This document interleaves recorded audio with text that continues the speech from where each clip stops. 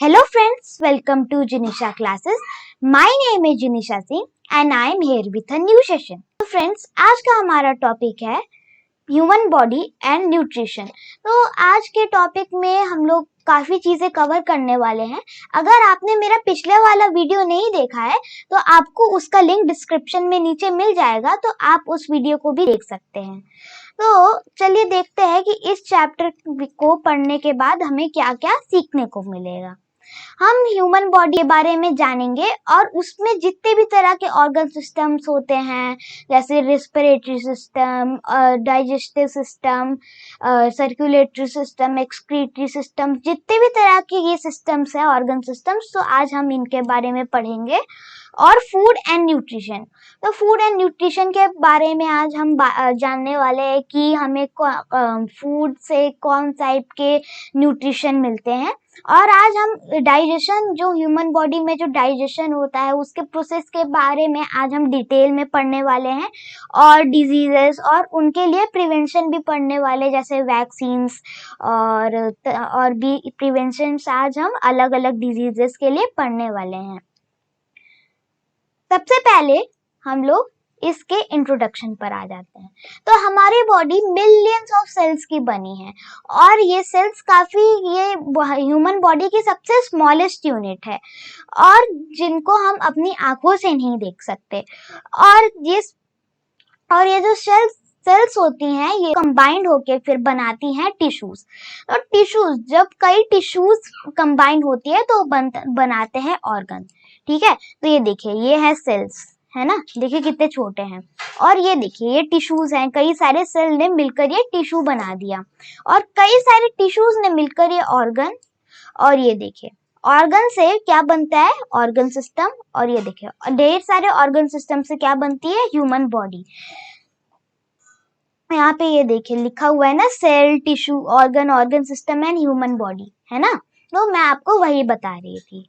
अब आते हैं हमारी बॉडी में जो डिफरेंट ऑर्गन सिस्टम है, तो चलिए उनके बारे में पढ़ते हैं। हमारी बॉडी में कई सारे ऑर्गन सिस्टम्स है, तो उनके बारे में अभी हम थोड़ा शॉर्ट में जानते हैं। तो डाइजेस्टिव सिस्टम का काम क्या होता है, तो हम जो फूड कंज्यूम करते हैं वो काफी कॉम्प्लेक्स फॉर्म में है और हमारी बॉडी वो कॉम्प्लेक्स फॉर्म एक्सेप्ट नहीं करती, तो उसको सिंपलेस्ट फॉर्म में कन्वर्ट करने का काम होता है डाइजेस्टिव सिस्टम। तो इसमें माउथ, ओसोफेगस मतलब फूड पाइप, जिसे हम लोग फूड पाइप ही कहते हैं, तो उसे फूड पाइप को हम ओसोफेगस कहते हैं। Stomach, small intestine, large intestine and anus, ये कुछ मेन ऑर्गन्स है जो कि इंक्लूड है डाइजेस्टिव सिस्टम में। ये देखिए यहाँ पे एक डायग्राम है ना, ये देखिए यहाँ पे माउथ है, ये देखिए, ये माउथ से जो यहाँ पे स्टमक तक ये जो पाइप जा रही है इसे कहते हैं फूड पाइप या ओसोफेगस। और ये देखिए, इसके बगल में, स्टमक के बगल में यहाँ पे लिवर है। और ये देखिए, ये यहाँ पे अंदर आप जो देख रहे हैं यहाँ पे, ये स्मॉल इंटेस्टाइन है और इसके बाहर जो आपको दिख रहा होगा ये है लार्ज इंटेस्टाइन। अब हम आते हैं रेस्पिरेटरी सिस्टम पे। तो रेस्पिरेटरी सिस्टम का काम होता है एक्सचेंज ऑफ गैसेस। इसमें जो डिफरेंट गैसेस का इसमें एक्सचेंज होता है। इसमें क्या होता है कि जैसे हम एयर इनहेल करते हैं, ठीक है, तो हम एयर इनहेल करते हैं तो वो एयर हम नोज से इनहेल करते हैं, तो फिर वो जाती है विंड पाइप से फिर लंग्स तक। तो विंड पाइप को हम ट्रैकिया भी कहते हैं ना। और लंग्स, तो लंग्स में जाके फिर ऑक्सीजन ब्लड में डिसॉल्व हो जाता है, फिर उसके बाद वो ब्लड पूरे बॉडी में हार्ट उसे पंप कर देता है। ठीक है, तो ये था रेस्पिरेटरी सिस्टम। तो इसके कुछ मेन ऑर्गन्स की बात करें, वो है लंग्स, ट्रैकिया जिसे हम विंड पाइप भी बोलते हैं, और लंग्स। ठीक है, अब आते हैं स्केलेटल सिस्टम। तो स्केलेटल सिस्टम का काम होता है हमारी बॉडी को शेप देना और हमारी बॉडी ये जो मूव कर पा रही है उसमें हमारी बॉडी को मूवमेंट में हेल्प करना है। ठीक है, और इसमें इसके जो कुछ मेन पार्ट्स हैं, जैसे बोन्स है, स्कल्स है, रिब केज है, लिम्स है, कुछ इसके मेन ऑर्गन्स है, इसके कुछ मेन पार्ट्स हैं, है ना।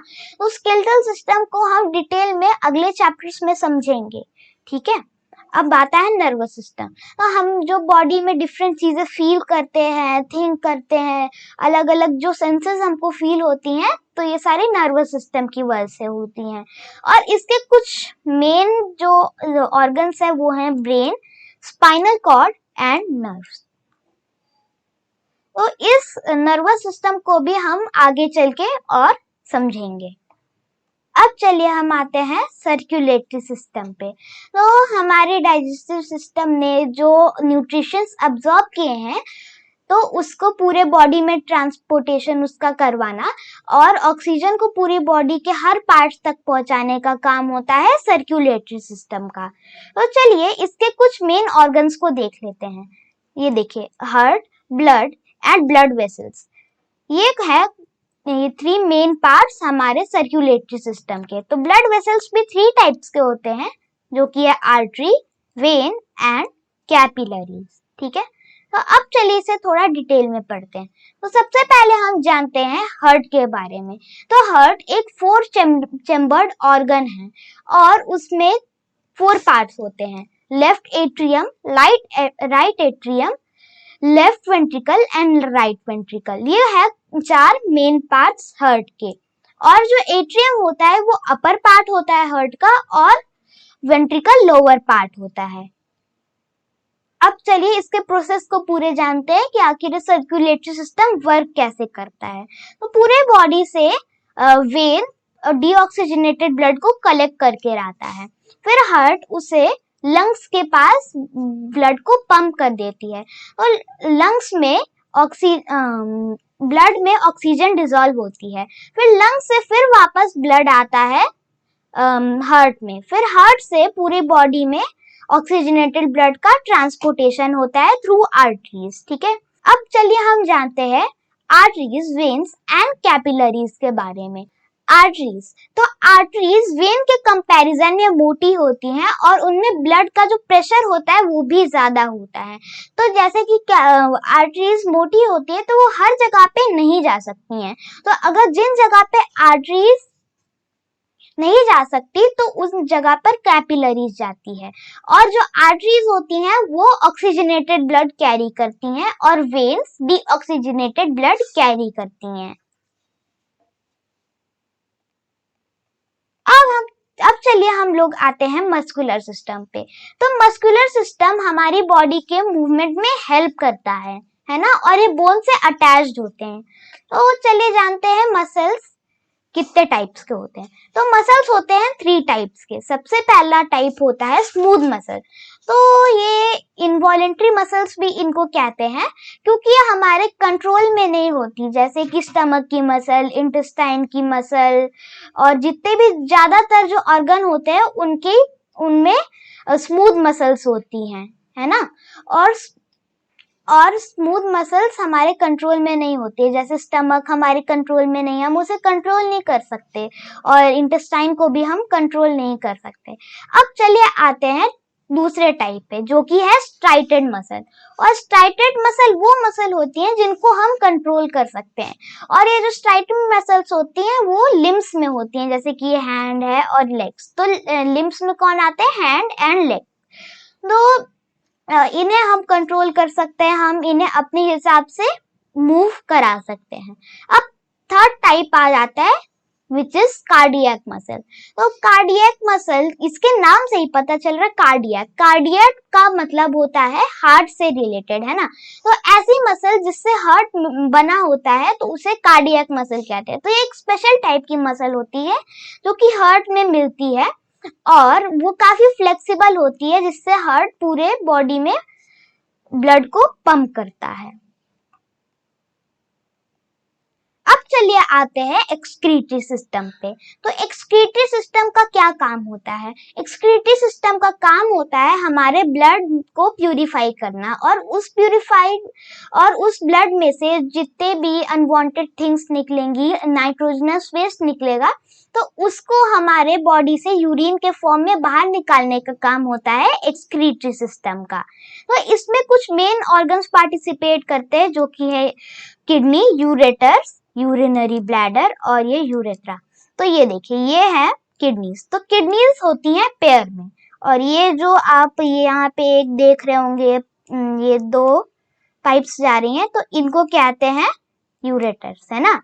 और ये आप ये जो ब्लैडर देख रहे हैं इसको कहते हैं यूरिनरी ब्लैडर, और यहाँ पे ये जो लास्ट पॉइंट आपको दिख रहा है इसे कहते हैं यूरेट्रा, ठीक है। तो सबसे पहले किडनी हमारे ब्लड को प्यूरिफाई करती है, ठीक है, तो फिर वो जाती है यूरेटर में, तो फिर यूरिन में कन्वर्ट होके फिर वो यूरिनरी ब्लैडर में यूरिन स्टोर होता है, और फिर यूरिनरी ब्लैडर से हमारे बॉडी में जो वेस्ट होता है वो बाहर निकल जाता है। तो चलिए फ्रेंड्स, अब हम आते हैं फूड एंड न्यूट्रिशन पर। तो इससे पहले हम सभी ऑर्गन सिस्टम के बारे में ब्रीफ में जाना। हमारे फूड में कई सारे केमिकल सब्सटेंस होते हैं जिनको हम न्यूट्रिएंट्स कहते हैं, और वो हर लिविंग बीइंग के लिए इम्पोर्टेंट होते हैं। क्यों? क्योंकि वही उनको एनर्जी देता है, उनकी बॉडी में जो जितने भी एक्शन परफॉर्म होते हैं तो उन सबके लिए ये न्यूट्रिएंट्स ही एनर्जी देते हैं। तो हमारी बॉडी को भी कुछ न्यूट्रिएंट्स की जरूरत होती है, जैसे carbohydrate, proteins, fats, minerals and vitamin. ये कुछ न्यूट्रिएंट्स है जो कि काफी हमारी बॉडी के लिए इम्पोर्टेंट है, और हमारी बॉडी को रफेज, वाटर एंड रफेज की भी काफी नीड है, और रफेज को हम फाइबर्स भी कहते हैं। अब चलिए इन न्यूट्रिएंट्स के फंक्शन और इनके सोर्सेस देखते हैं।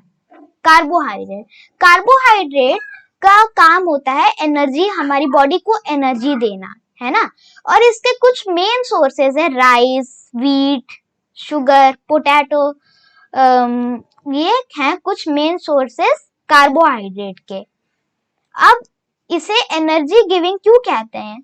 कि ये हमारी बॉडी को एनर्जी देता है, ये इंस्टेंट एनर्जी हमारी बॉडी को देता है। अब आ जाते हैं फैट्स पे। तो ये भी एनर्जी गिविंग होता है, बट ये हमें एनर्जी स्लो देता है, क्योंकि इसे प्रोसेस करने में काफी टाइम लगता है, इसी वजह से ये हमें एनर्जी लेट में देता है।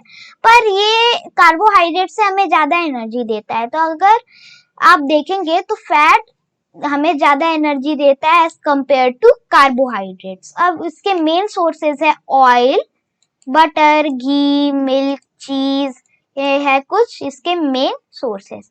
तो ज्यादातर डेयरी प्रोडक्ट्स फैट के मेन सोर्सेज है। अब चलिए हम आते हैं प्रोटीन पे। तो प्रोटीन को हम कहते हैं बॉडी बिल्डिंग फूड। इसे बॉडी बिल्डिंग फूड क्यों कहते हैं? क्योंकि ये हमारे हेयर्स भी प्रोटीन के होते हैं, नेल्स भी प्रोटीन के होते हैं, और मसल्स ये भी प्रोटीन के होते हैं। तो हमारी बॉडी में आप जो चीजें देख रहे हैं वो ज्यादातर प्रोटीन की ही बनी होती हैं, और जैसे कहीं पर इंजरी हो जाती है तो उसको हील करने का काम भी प्रोटीन का ही होता है। तो हमारी बॉडी में प्रोटीन का काफी बड़ा रोल है। तो इसके कुछ मेन सोर्सेस की बात करें तो egg, meat, fish, milk, pulses, ये हैं कुछ प्रोटीन के मेन सोर्स, है ना। इसमें ज्यादातर जो नॉन वेजिटेरियन जो इसमें सोर्सेज हैं ज्यादातर प्रोटीन रिच हैं। तो चलिए प्रोटीन के बारे में और जानते हैं कि ये हमारी बॉडी के लिए इतना इम्पोर्टेंट क्यों है। तो ये हमारी बॉडी में काफी हेल्प करता है। कि आपने देखा होगा अपनी क्लास में कि कुछ बच्चों की हाइट और हेल्थ काफी अच्छी होती है, पर कुछ बच्चों की अच्छी नहीं भी होती है। तो ये एक जेनेटिक रीजन भी हो सकता है, और क्या पता उनमें प्रोटीन की डिफिशियंसी भी हो, इसी वजह से उनकी हेल्थ और हाइट ठीक ना हो, है ना। अब चलिए आते हैं विटामिन पर। तो इनको प्रोटेक्टिव फूड भी कहते हैं, क्योंकि ये हमारे इम्यून सिस्टम को बूस्ट करने में काफी हेल्प करते हैं। जैसे कि कोई भी बाहर से पैथोजन आ जाता है तो उन सबसे प्रोटेक्ट करने का काम विटामिन का होता है ना। तो इसके कुछ रिच सोर्स देखें तो वो फ्रूट्स एंड वेजिटेबल्स है। जितने भी टाइप के फ्रूट हैं, वेजिटेबल हैं, ये सारे इसके रिच सोर्सेज हैं। अब मिनरल्स पर आ जाते हैं। तो इनको भी प्रोटेक्टिव फूड बोला जाता है, और इनका भी कुछ सेम फंक्शन ही होता है, विटामिन जैसा ही इनका कुछ फंक्शन होता है। और फ्रूट, वेजिटेबल, मिल्क, एग, ये इसके कुछ मेन सोर्सेज हैं। हाँ, अब चलिए आते हैं रफेज पर। तो ये हमारे डाइजेस्टिव सिस्टम में जो वेस्ट प्रोडक्ट जो निकलता है तो उसको बॉडी से बाहर स्मूथली एक्सक्रीट करने के लिए ये हम रफेज हमारी हेल्प करता है। और ये हमारे लार्ज इंटेस्टाइन का ट्रैक क्लीन रखने में भी काफी हेल्प करता है। और जब रफेज की डिफिशियंसी हो जाती है तो कॉन्स्टिपेशन होता है, यानी ट्रैक का अच्छे से क्लीनिंग ना हो पाना। अब इसके कुछ मेन सोर्सेज है जैसे serial, fresh vegetables, fruit, salad, तो ये इसके कुछ मेन सोर्सेज है। अब आते हैं वाटर पर। तो हमारी बॉडी जो है पूरी 70% वाटर की ही बनी हुई है। जैसे हमारी बॉडी में ब्लड का काफी बड़ा उसमें परसेंटेज है, तो वो भी तो वाटर से ही बना होता है। उसका जो प्लाज्मा होता है वो भी एक वाटर का फॉर्म है। तो हमारी बॉडी 70% वाटर से ही फिल्ड होती है। और किसी भी ऑर्गेनिज्म के लिए वाटर काफी इम्पोर्टेंट है। अगर वाटर ना हो तो कोई भी ऑर्गेनिज्म ज्यादा दिनों तक रह नहीं पाएगा। और जो वाटर होता है हमारे डाइजेस्टिव जो फूड होता है, न्यूट्रिशन होता है, तो उनको भी ट्रांसपोर्ट करने में हेल्प करता है। और वाटर हमारे बॉडी का मेटाबॉलिज्म और बॉडी का टेम्परेचर मेंटेन करने में भी हेल्प करता है। कि जैसे आप देखते होंगे कि जब गर्मी होती है तो हमें ज्यादा प्यास लगती है, और जब हम पानी पीते हैं तो हमें थोड़ा गर्मी से राहत मिलती है। तो ये हमारे बॉडी टेम्परेचर को मेंटेन करने में हेल्प करता है। अब हमसे हमेशा कहा जाता है कि हमें रोज 8 ग्लास या मतलब 2 to 3 लीटर्स पानी पीना चाहिए हमारी गुड हेल्थ के लिए। बट ये कॉन्सेप्ट गलत है। तो चलिए सही कॉन्सेप्ट को जानते हैं।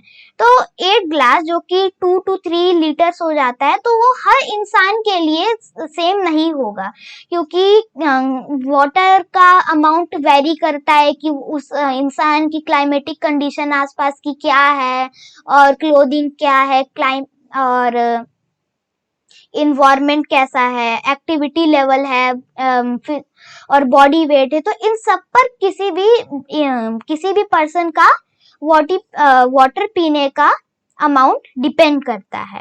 और हम वाटर को हमेशा उसके प्योर फॉर्म में ही नहीं पीते, हम उसको डिफरेंट फॉर्म्स में कंज्यूम करते हैं। जैसे कि आपने दिन में जूस पिया, तो जूस भी एक वाटर का ही फॉर्म है। तो हमने जूस कंज्यूम किया तो इनडायरेक्टली हमारी बॉडी में वाटर ही जा रहा है। और जैसे टी, मिल्क, फ्रूट्स, वेजिटेबल्स, तो ये हैं वाटर के कुछ इनडायरेक्ट सोर्स। तो फ्रेंड्स, आज हमने चैप्टर कवर कर लिया है, तो हम आगे नहीं जा रहे क्योंकि वीडियो काफी लंबा हो जाएगा। तो फिर अगले वीडियो से हम डाइजेशन से कंटिन्यू करेंगे। तो फ्रेंड्स, आज हमने ये चैप्टर में वाटर, न्यूट्रिशन और बॉडी के जो कुछ मेन ऑर्गन सिस्टम्स होते हैं तो उनके बारे में भी हमने शॉर्ट में जाना। तो अगले सेशन से हम डाइजेशन से कंटिन्यू करेंगे। और वीडियो काफी लंबा हो रहा था तो इसी वजह से मैंने कंटिन्यू नहीं कराया, नहीं तो मैं करवा देती।